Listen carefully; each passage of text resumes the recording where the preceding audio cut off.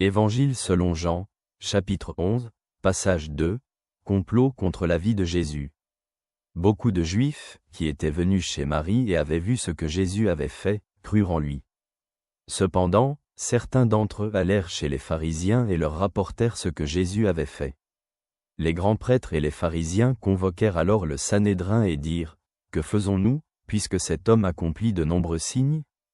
Si nous le laissons ainsi, tous croiront en lui, et les Romains viendront et prendront notre temple et notre nation. » Alors l'un d'eux, Caïphe, qui était grand prêtre cette année-là, leur dit, « Vous ne comprenez rien et ne prenez pas en considération qu'il est préférable pour vous qu'un seul homme meure pour le peuple, plutôt que toute la nation périsse. » Mais il ne dit pas cela de lui-même, mais en tant que grand prêtre cette année-là, il prophétisa que Jésus devait mourir pour la nation, et pas seulement pour la nation, mais aussi pour rassembler en un tous les enfants de Dieu dispersés.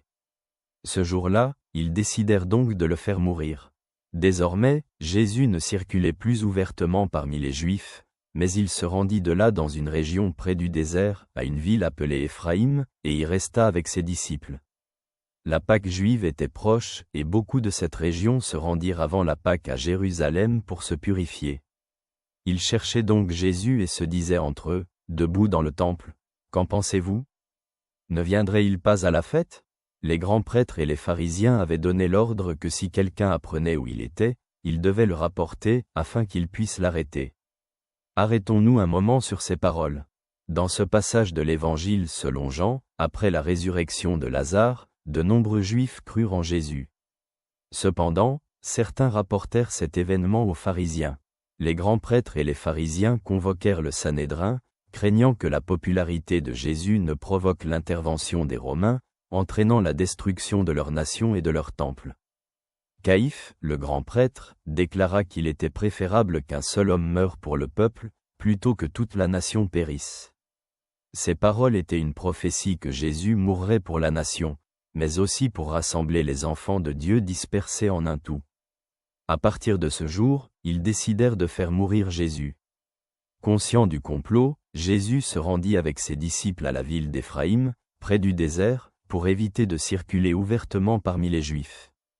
La Pâque approchait, et beaucoup de gens se rendaient à Jérusalem pour se purifier. Ils cherchaient Jésus, se demandant s'il viendrait à la fête. Les grands prêtres et les pharisiens avaient ordonné que quiconque saurait où était Jésus devait le rapporter, afin qu'ils puissent l'arrêter.